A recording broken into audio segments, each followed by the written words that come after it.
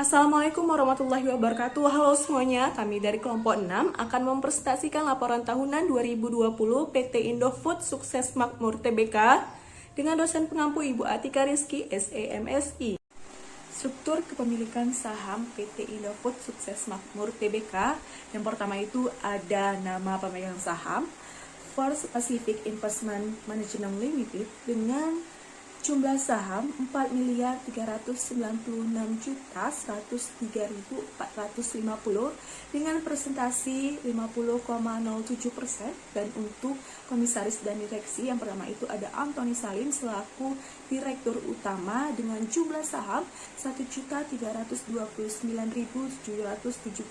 dengan presentasi 0,02%. Dan selanjutnya ada Franciscus Welirang selaku sebagai direktur dengan jumlah saham 250 dengan presentasi 0,00%. Dan selanjutnya ada Taufik Wiratmaja selaku direktur dengan jumlah saham 50.000 dengan presentasi 0,00%.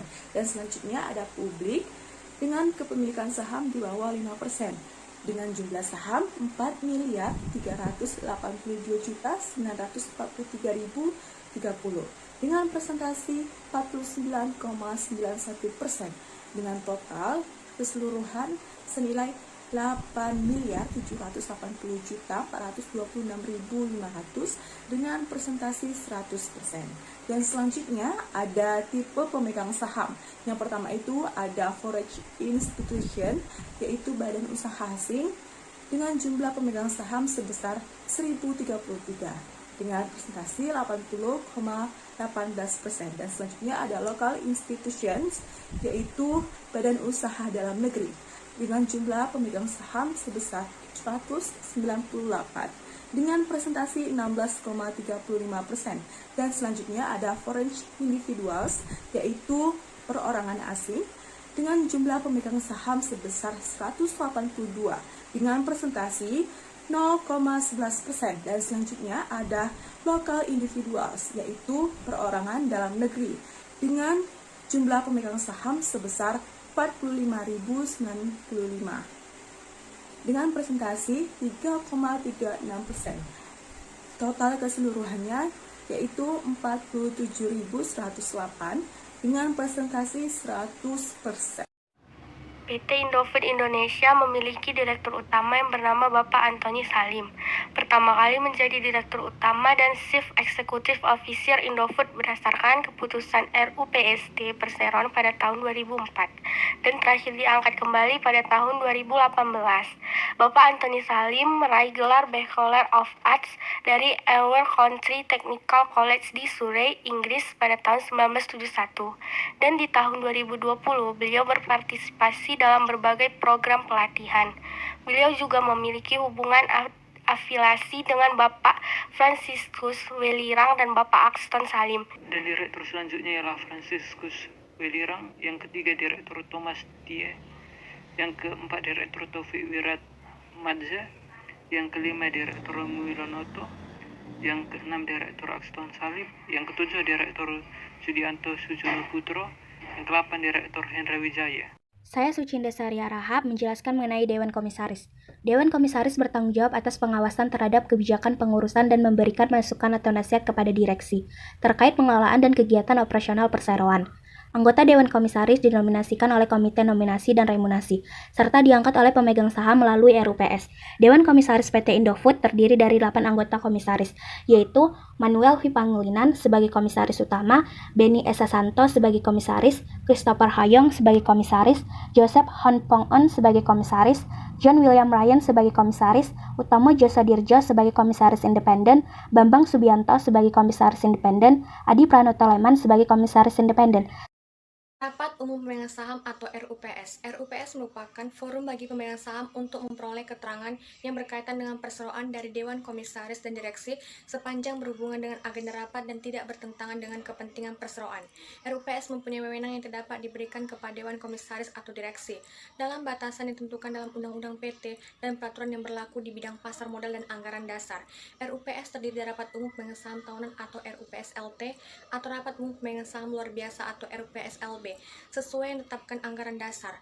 Dalam penyelenggaraan RUPS, perseroan menjalankan prosedur voting by poll secara terbuka maupun tertutup, yang mengedepankan independensi dan kepentingan pemegang saham. Untuk tahun buku 2019 diselenggarakan pada tanggal 15 Juli 2020 dengan keputusan-keputusan sebagai berikut. Yang pertama, menerima dan menyetujui laporan tahun direksi mengenai kegiatan usaha dan kinerja keuangan perseorangan untuk tahun buku yang berakhir pada tanggal 31 Desember 2019. Yang kedua, menyetujui dan mengesahkan laporan keuangan perseorangan termasuk neraca dan perhitungan laba rugi untuk tahun buku yang berakhir pada tanggal 31 Desember 2019 yang telah diaudit oleh Kantor Akuntan Publik Purwantono, Sukroro, dan Surja dengan opini wajar tanpa modifikasi. Sebagaimana diuraikan dalam laporan nomor 00269 strip 2 1032 strip AU 1 strip 04 strip 0691 1 strip 1 strip 3 2020 tanggal 20 Maret 2020. Yang ketiga, menyetujui penggunaan laba tahun berjalan yang dapat didistribusikan kepada pemilik entitas induk perseorangan untuk tahun buku 2019 sebesar 4.908.172.000.000 sebagai berikut. Yang pertama, disisihkan sebagai dana cadangan perseorangan sebesar 5 miliar. Yang kedua, ditetapkan dan dibagikan sebagai dividen tunai untuk tahun buku 2019 sebesar 200.078 rupiah per lembar saham atau seluruhnya berjumlah 2.440.958.567.000 rupiah. Yang ketiga, sisanya dicatat sebagai saldo laba yang belum ditentukan penggunaannya. Yang B, memberikan wewenang kepada direksi untuk melaksanakan pembayaran dividen.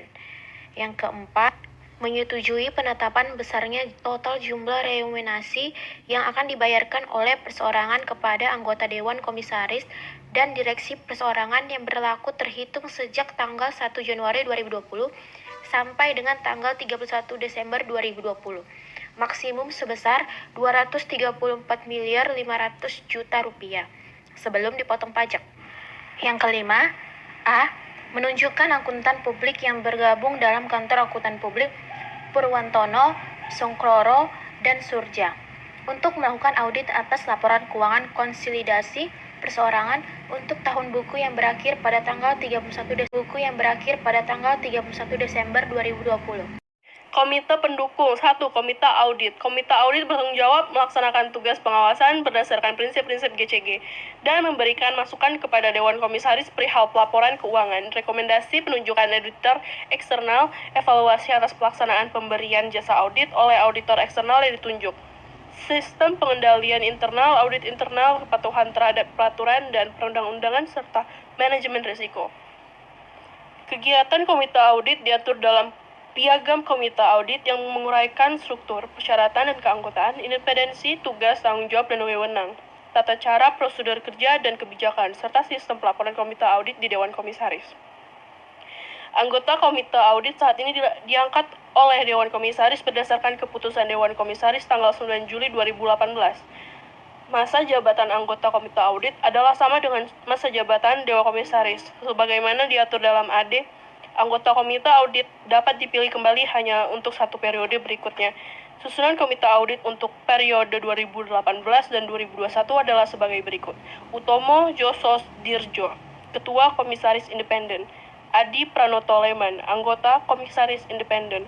Timotius, Anggota Profesional Eksternal Independen.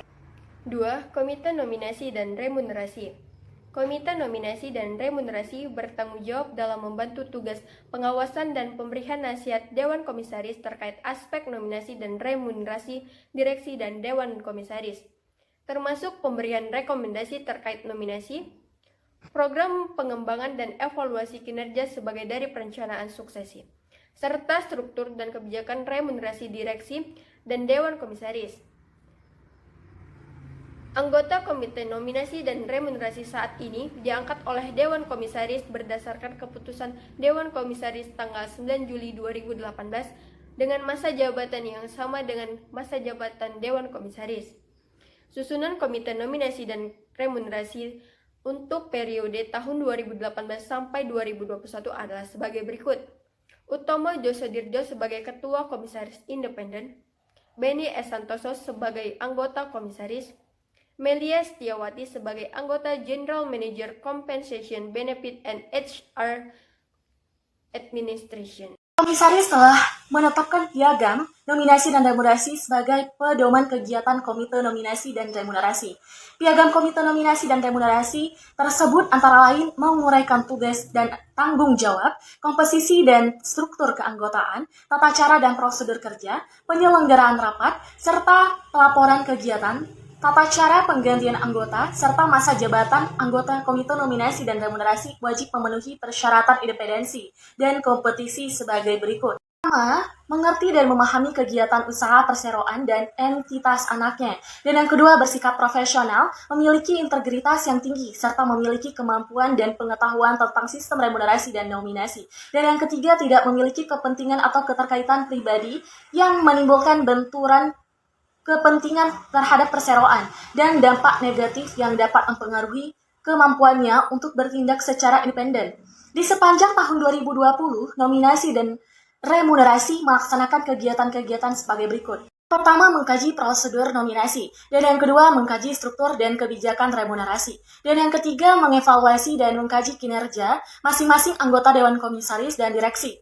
Dan yang keempat, menyampaikan rekomendasi bagi Dewan Komisaris dan Direksi. Dan yang kelima, mengatur dan menghindari rapat Komite Nominasi dan Remunerasi. Sesuai dengan ketentuan yang berlaku, Komite Nominasi dan Remunerasi mengadakan sekurang-kurangnya 3 rapat dalam setahun di tahun 2020. Komite ini menyelenggarakan sebanyak 3 rapat. Oke, sekian yang dapat kami sampaikan. Kami berharap hasil presentasi yang kami berikan bermanfaat untuk kita semua. Bila ada kekurangan, kelebihan, kesalahan, kami mohon maaf. Karena kesempurnaan hanya milik Allah Subhanahu wa Ta'ala. Pesan dari saya, jadilah pribadi yang menantang masa depan, bukan pengecut yang aman di zona nyaman. That's all our presentation today, and thank you so much for your attention.